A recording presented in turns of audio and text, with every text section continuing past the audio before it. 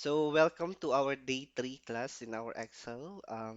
This training is for free. There's no need for you to pay for anything, and this training is not affiliated to any company. So now for agenda for today, we have introduction, this recap, discussion, activity, then summary. So we're going to jump to discussion. So we're going to talk about the styles, cells, and editing. Now I have here an example Excel file. So we've talked about the conditional formatting, which we talk about the rules of conditional formatting. We have uh, three rules in creating conditional formatting. So now we're going to talk about the style, cells, and editing, which we did not discuss on the last discussion. So um, makita natin dito, I have here format as table. So if we're going to select this one, then whenever you click this hover, so there's an options that will shows no. So let's say this one. Yeah. So if you're going to click this one, the my table has headers. So it means na itong part na ito, itong nasa taas, ito yung magiging header mo. So let's try no. So ayan. So meron ka ng header. So ginamit niya itong nandoon sa taas mo. But what if hindi natin pindutin yung merong tick box? Let's say format as a table. And then let's say gumawa ako ng table. And then inano ko to. What will happen is magkikreate siya ng panibagong row. Ayun. Mag, ayun. Which is hindi naman natin yan yung gusto natin. Which we already created header kung saan ayun yung prepared nating header. So whenever you create table, you'll have to identify first if you need to create a new header or okay ka na dun sa header na ginawa mo. So let's say this one. And then I'll use the header that I created now. And yung table, yung format as table and cell styles are different. Yung format as table, it could have been transition to the chart, to the slicers, to the pivot tables. However, the styles, this one is just only for the style. So we can try, if you're going to undo your table dito, you can go to table design, then convert this one to range, convert to range to undo your table. Then we can try the cell styles. So we can try this one. So as you can see, this is only for styling your data. And as you can see here, there's no filter, no. That's the difference also of the format as table. Format as table is automatic siyang magkakaroon ng filter button. So, ano ba yung filter button? Let's say, ito yung ginamit ko. Ayan. So, ito yung filter button para ma-filter natin yung file natin. So, that's the difference of format as table and then cell styles. Okay. Next, we're going to move to the cells. So, here, for the sales, sorry, not sales, uh, cells. So, pag gusto natin mag-insert dito, we can click insert. So, we can click insert sheets row. Yan. Ayun. So, nakapag-insert tayo. So, let's try to add data here. Pa- Then, additional data here. Yan. So, gusto kong mag-insert. Insert sheet rows. Yan. Insert cells. Insert cells. And then insert. Ayan. We can just din naman delete sheets row. Ayan.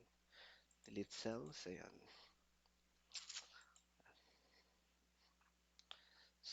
So, ayan. Yung delete sheet, i-delete niyo yung the entire sheet, no? So, I don't recommend to use the delete sheet. Ayan. So, unless kung this is only for trash, no, then may mga ginawa ka dyan.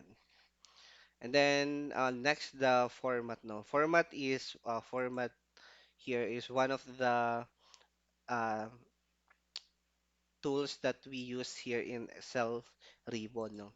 So, ano ba yung pwedeng magawa ni format? Ah, let's say, pumunta tayo dito, no? So, as we can see, no, nung binuksan natin yung file, say for an example, so masyado siyang, ayun, crowded. Ayun. So, masyado siyang ganyan. So, naipit po yung mga file natin, no? Delete muna tayo. So, masyado siyang naipit. And ang gagawin natin manually ay igaganto natin. Yan, ganyan. Which is, um, ano, ang tagal. So instead of doing that, we can use the format, no, under cells. So we can try. Select mo lang to. So, shape, arrow, control, yan. And then, format, and then auto fit column width. Ayan. So as you can see, hindi na siya masyadong crowded. And so, ano pa yung pwede nating makita dito? Pwede natin tong i-hide. Yan. Hide rows or hide columns. Hide columns. Yan. So, dito rin natin siya makikita. Hide columns. Ayan.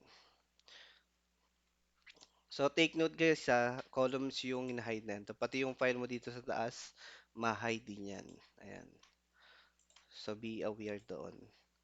And then, so rename sheet. So, pwede mong click yan dito or pwede mong i-click yan dito. Kung gusto mo mag-rename. So, day 3.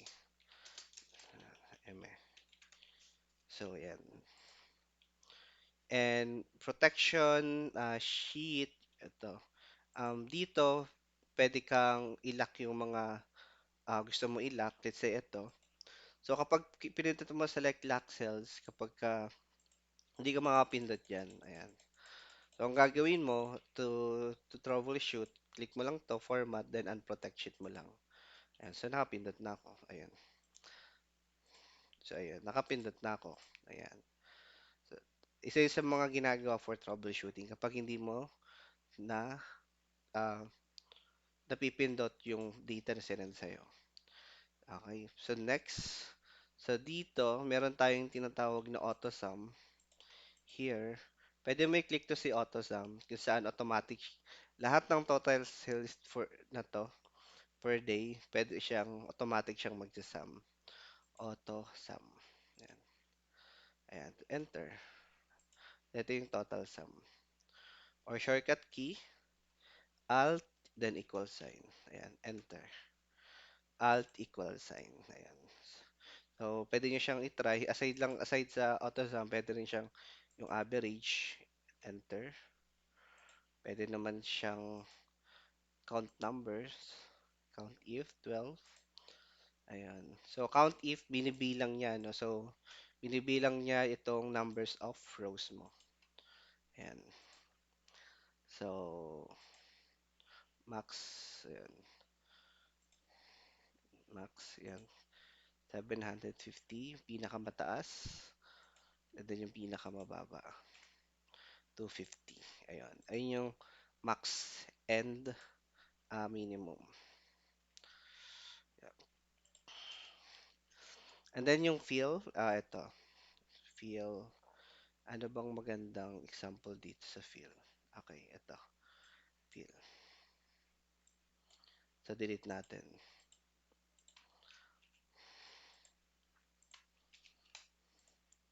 Bali si Phil, guys, isa to sa ano muna natin si series, pag-usapan natin.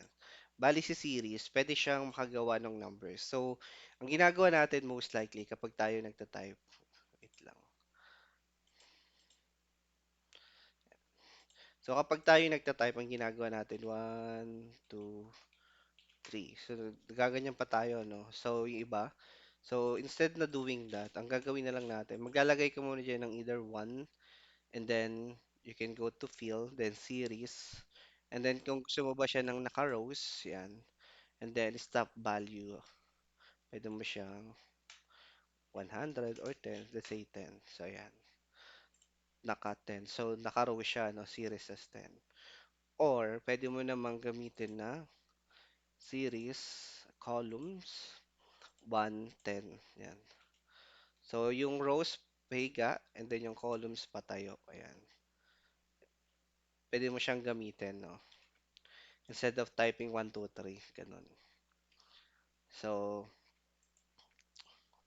yan. Pwede ka rin mamili dito, no? Either date, yun yan. Let's say, um, gagawa ako ng formula.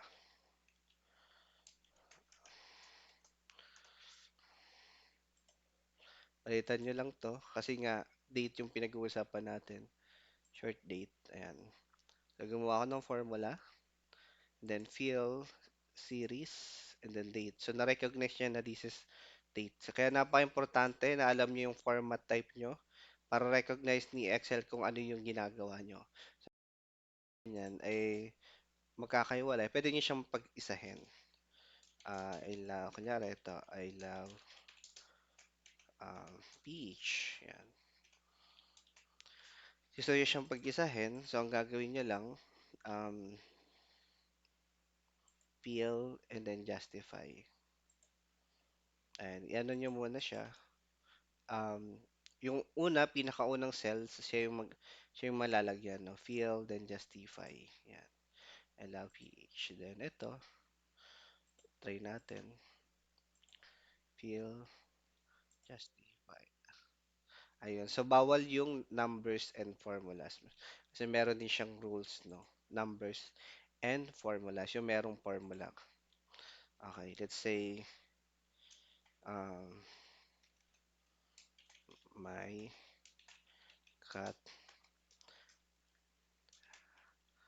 has a lover. Ayun. Ayun. So, yung pusa merong lover. Ayan. Kunyari lang. Justify. Ayun. So, naging isa. Ayun. So, next, yung clear. Ito. Yung clear, ayan, clear contents, clear hyperlink yan.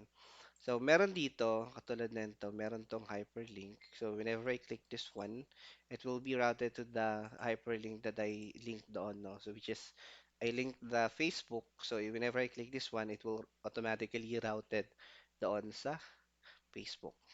So, you can use this one, right click, and then remove link, or clear, and then remove hyperlink. Yan. So, pwede naman gusto mo ganito.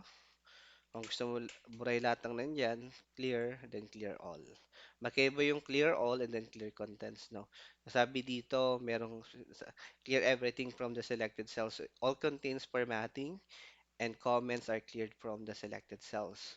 Yung clear contents, ayan. Clear contents only contents in selected files. The formatting and comments are not cleared. Ayan. Ayan. So, clear format, yun. Bubrahin niya yung merong formula. So, dito, let's say clear all. Clear all. Ayan. Winner ko siya lahat.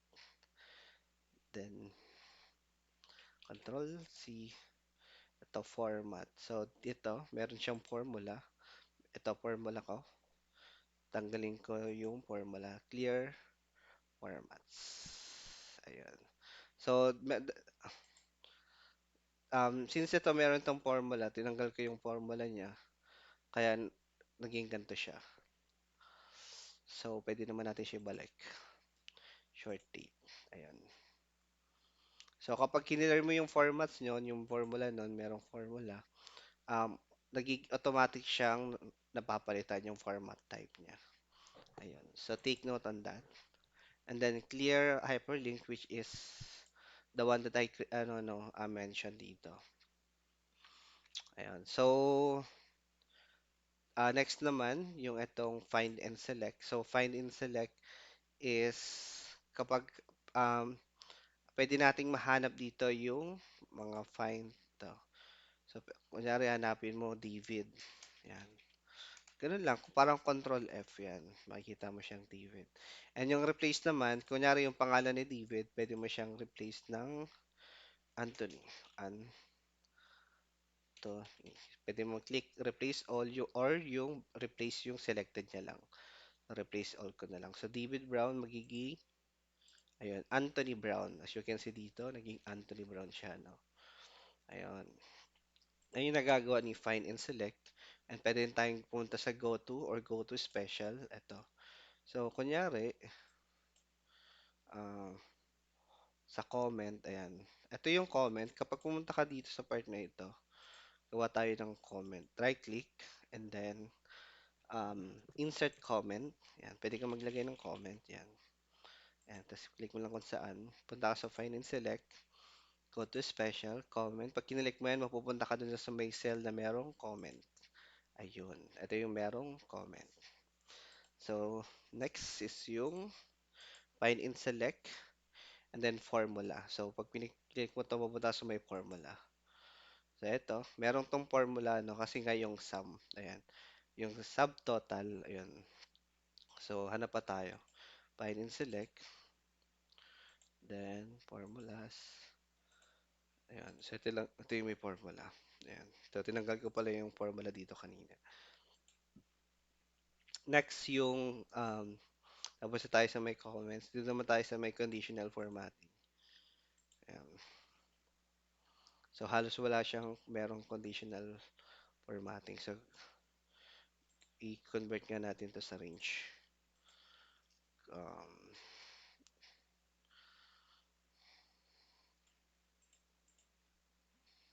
convert to range.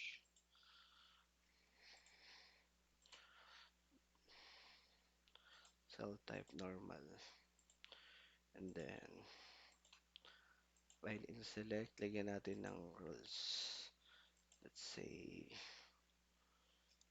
greater than. And then, dito na lang. Greater than 600. Ayan. Ayan.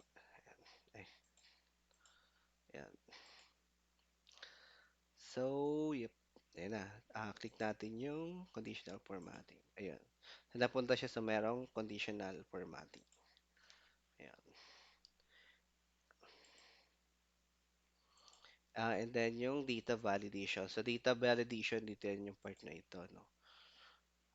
Itong data validation, ito. Ayan. Binding select, yan. Then, select object. Ito yung object. Ito kasi yung sa developer mode. Pag naglagay ka ng button dito gamit yung developer mode, hindi ito nakiklik. Hindi yan namumove basta-basta yan. Napipindot siya pero hindi yan namumove. At ang problema doon ay hindi rin ito madidelete basta-basta. So, ang gagawin mo, find and select, select object, then remove, then delete. Press delete. Ayan. So, ayan. Thank you for watching for our day 3.